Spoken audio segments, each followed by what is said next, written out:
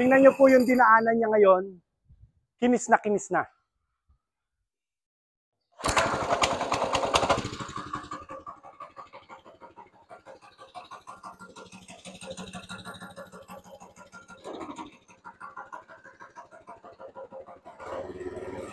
So mga kadiskarte, tingnan niyo po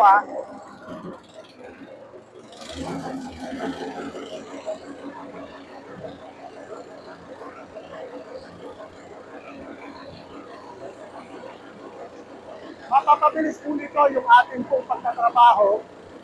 Kung kayo po ay nagbibilad ng palay, tingnan nyo naman po, Okay. Tingnan nyo po yung dinaanan niya ngayon. Kinis na kinis na.